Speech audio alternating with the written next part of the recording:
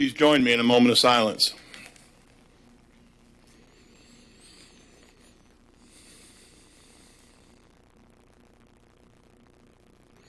And the Pledge of Allegiance. I pledge allegiance to the flag of the United States of America and to the republic for which it stands, one nation, under God, indivisible, with liberty and justice for all.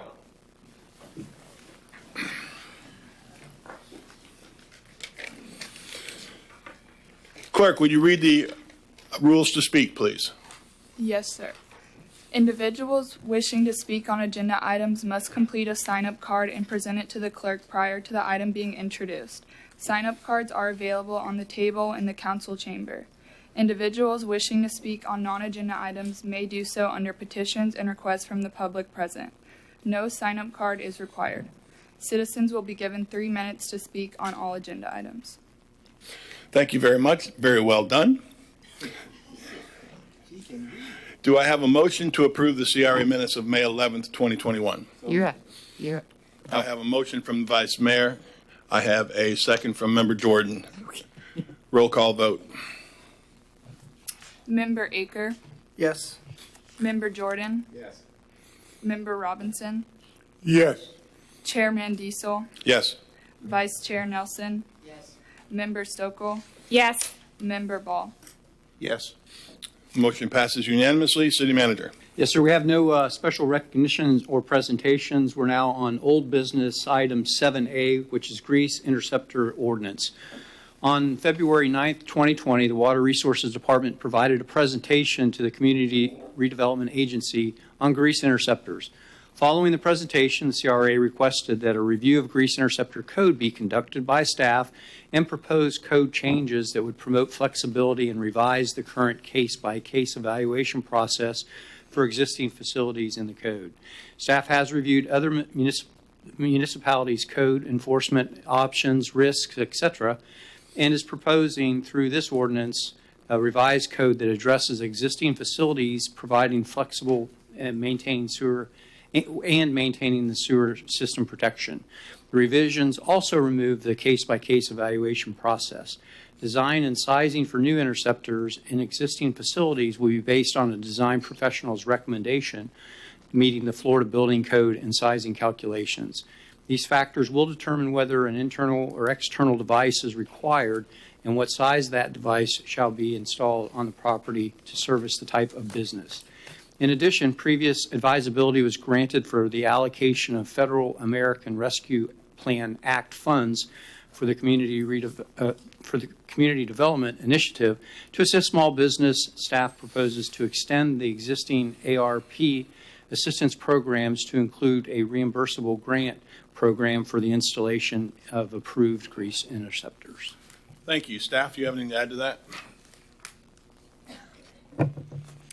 So you'll see our proposed language tonight, and I just kind of wanted to quickly review some of the goals that I think that you set out for our department to focus on, and that was keeping it simple, making it more friendly, and giving choices. So I think we presented that tonight, where both internal and external devices will be considered for existing facilities, and it just keeps it really simple by following the Florida Building Code regulations. Council, Member Robinson? Yes, I like to say I like what they are doing when they are taking in consideration, the staff put down, that the size of the business and everything else, the nature of the business, is all going to be considered in this process as we and has to be evaluated individually by a professional to determine what size interceptor or grease trap that they particularly need. It's a very good process. Thank you. Thank you for those words. Well done. Anybody else on council have any comment on that? I had a question. Can we define the design professional? Who is that? Who does a new business go to get that design done? So typically that could be either a professional engineer or an architect. Perfect. Mm-hmm. I see no more lights. Do we have any cards? No. We do now.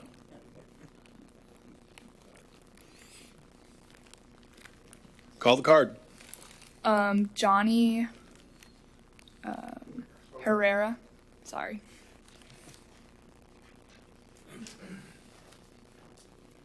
Name and address for the record, please. Johnny Herrera, 5155 South Washington Avenue, Titusville, Hold 1 Florida. second. Start the clock when they start talking. Thank you. Go ahead. Johnny Herrera, 5155 South Washington Avenue, Titusville, Florida. Olive View LLC. Just wanted to, first of all, good afternoon, members. Wanted to take some time to discuss the grease traps. I took the liberty after talking with Tim probably about a month and a half ago to study Palm Bay and Melbourne to see exactly how they run their grease traps, some of the issues. So when I complete that case study, I wanted to turn it over to Tim and see hopefully they can help out and maybe learn some lessons learned from other communities or so. That's all I had to say. Okay, thank you. Yeah, real simple. Communicate with them. Thank you. Yep. Any other cards? No. And no other comments from council nor staff. I'll take a motion. I make the motion to accept the grease trap ordinance. Member Robinson makes a motion. Vice Mayor Nelson Second. has a second.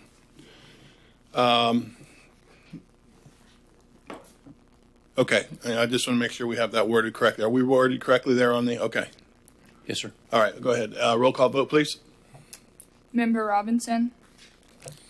Yes. Member Jordan. Yes. Chairman Diesel. Yes. Vice Chair Nelson. Yes. Member Stokel. Yes. Member Ball.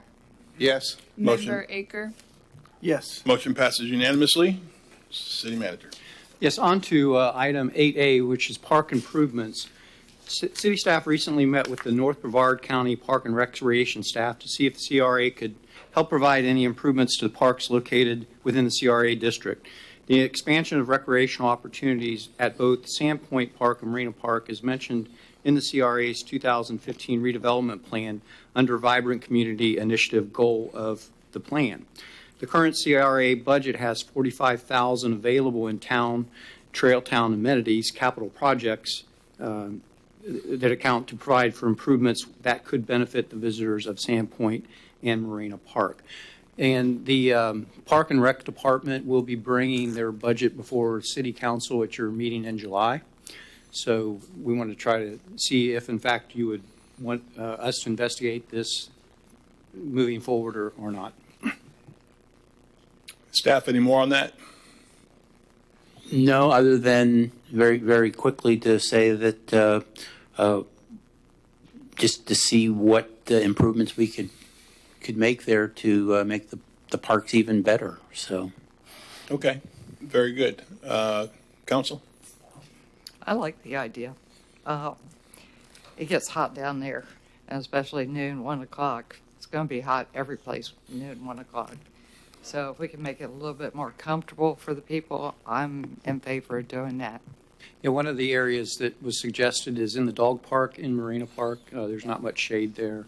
There's And the parent of the pet is in that area while the pet's doing its thing. So and I've had that mentioned by one of our previous CRA board members as well. I'm sure. Thank you. Very good. Member Stokel? Could this request come out of the Parks and Rec budget rather than the CRA budget? It probably could. I think something that we would have to discuss with and meet with the Parks and Rec Department about. I do know they have like about 25 capital improvement items that they would like to see done there, and I'm sure they're not going to have enough money to do all of them. So we were just looking at one of the higher priority items that they had to see if we could help with that item due to complaints that I've even received about the dog park. Okay. So. I'm open to it. I just know if we, as a CRA, fund it, we need to figure out where we would pull it from because we won't be able to fund something else. So that's my thoughts. Have you guys had in-depth discussions with Parks and Rec on compromise or collaboration on some expenses, or is that coming?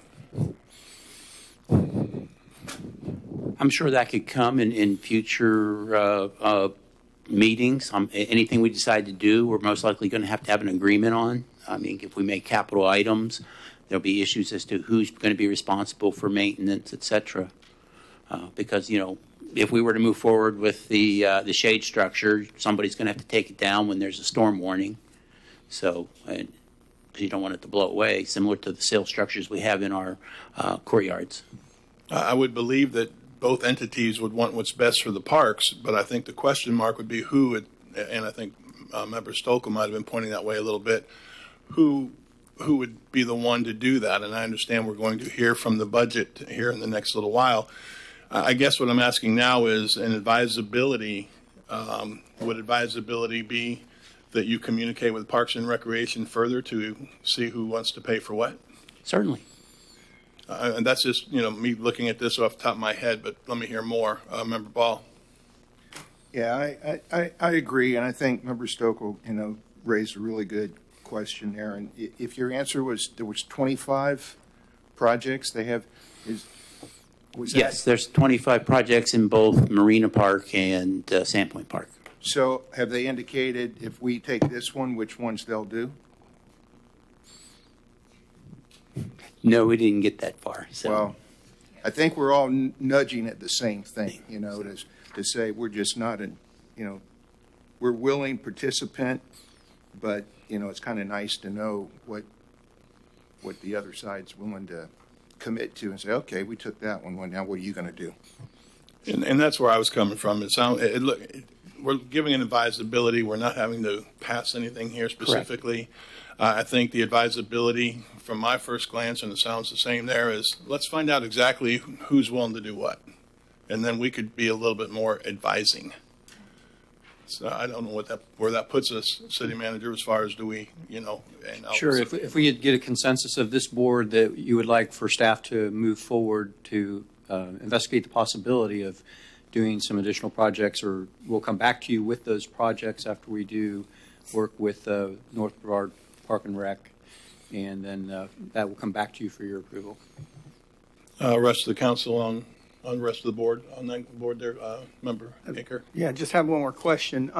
Historically, when we buy land, we would buy the land, or we'd have a referendum to get the money to purchase land, and then we typically turn it over to the county to maintain that property. Is that the way it typically works? No, we have what we call an MSTU. We have 2 MSTUs that our citizens are taxed with a separate taxing element to pay the county park and recreation to maintain our parks. So we basically hire them to do that. The citizens do, yes. And then the mayor sits on that North Brevard board where the decisions on their projects and budget and what have you are made. There is a requirement for them to bring their budget to City Council annually, which will be at our next meeting for your approval moving forward. Okay, thank you. Anything else? I think we have consensus. Do we need to vote on that consensus, or simply say we have consensus? I don't hear anybody saying no, so. Yeah, okay. Do I need to call a card on a consensus? Sure. Call the card. One card, Stan Johnston.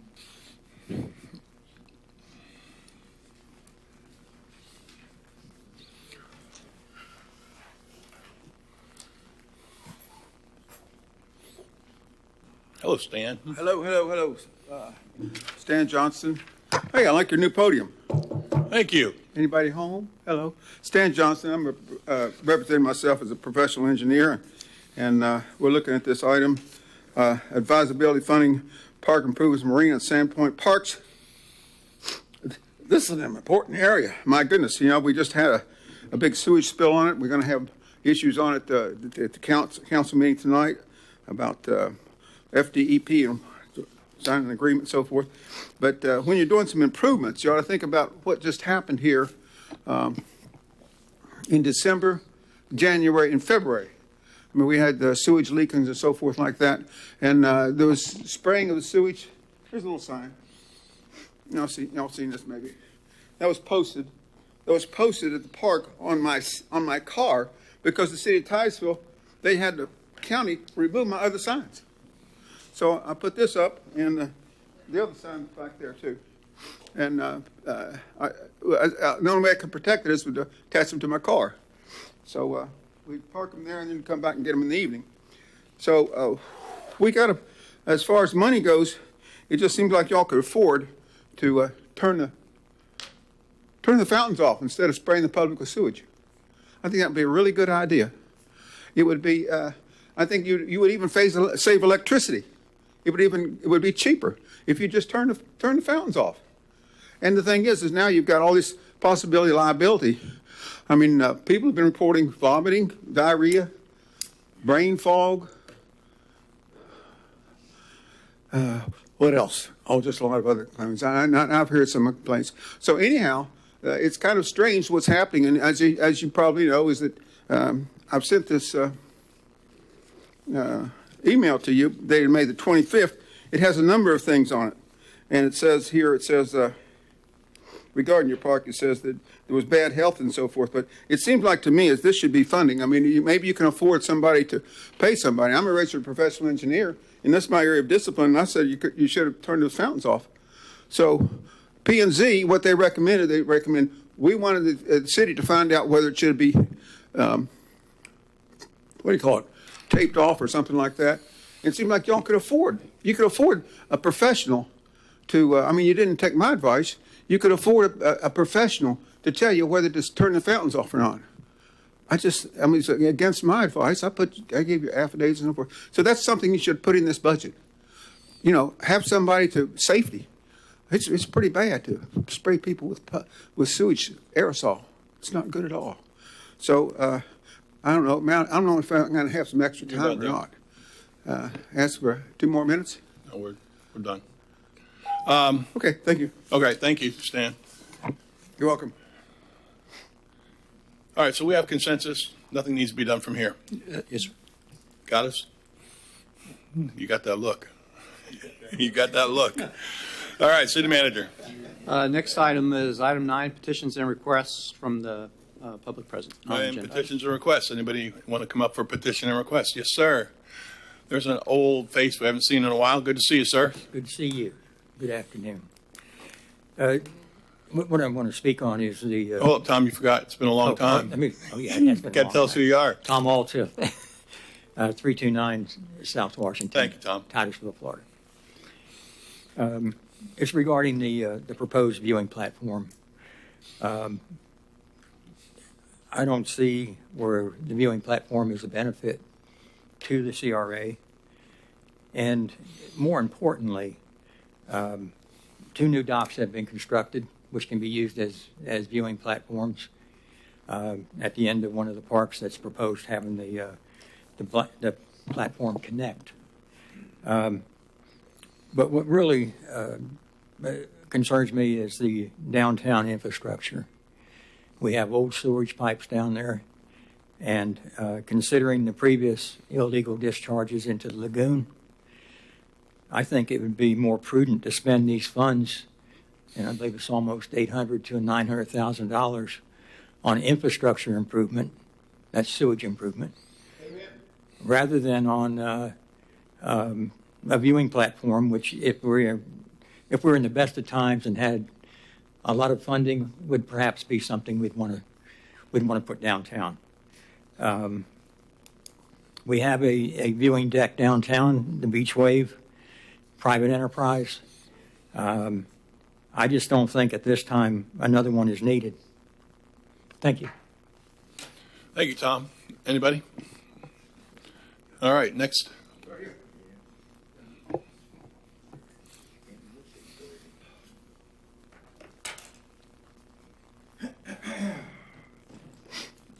Stan Johnson, 860 Poinsett Avenue. I'm addressing myself as a registered professional engineer. I'm talking about in my area of expertise, a registered civil engineer, registered for 45 years, retired from the city in 2008 with a pension. And I was, by God, you know what? I was at the top of my salary. There was a time that they were going to do some raises and so forth. People were giving raises. They couldn't even give me a raise because I was making too much money. So anyhow, if you look at this, what you have here that's been sent to you dated May the 25th, I'll read a little section of it. It says, regarding the CRA. It says proof of outrageous senselessness, arrogance, disservice to our community. I'm talking about the CRA agency right here. You know, I want you all to listen to this. Disservice to our community by spraying the public with sewage spray and aerosol at Sandpoint Park and Spaceview Park. That's two of you guys. Two parks there. That involves the CRA right here. And y'all let it happen for more than 2 months by refusal to turn off the fountains in sewage polluted water.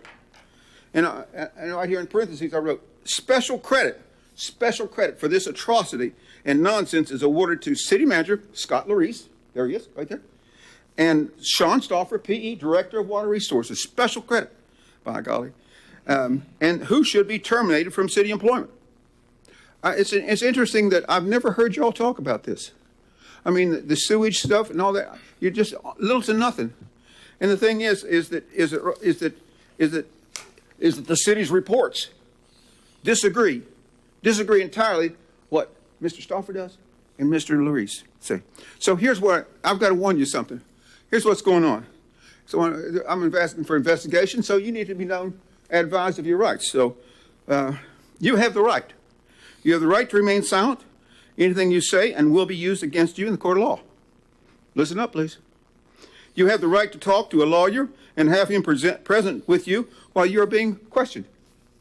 It's all of you guys. I'm talking to you. If you cannot, I don't know. Mr. Egg, you paying attention? I hope so.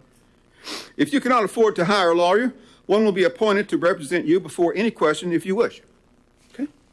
You can decide at any time to exercise these rights and not answer any questions or make any statement. So I and other people were asking for an investigation. In fact, we're going to have another opportunity for an administrative hearing that's going to come up regarding the consent order with FDPE. So we'll be present there, and hopefully we'll get to subpoena some of you guys. Okay? Any questions? Okay. I'd like to have another 2 minutes. Anybody like to give me 2 minutes? I see none. Okay. Thank you. Thank you. Anybody else? Petitions or requests? Executive Director's report. Yes, sir. Just the information items that are contained within, and if there's any questions, there's no action items. Thank you. Anything else? If not, we are adjourned until 6:30. I almost said dismissed.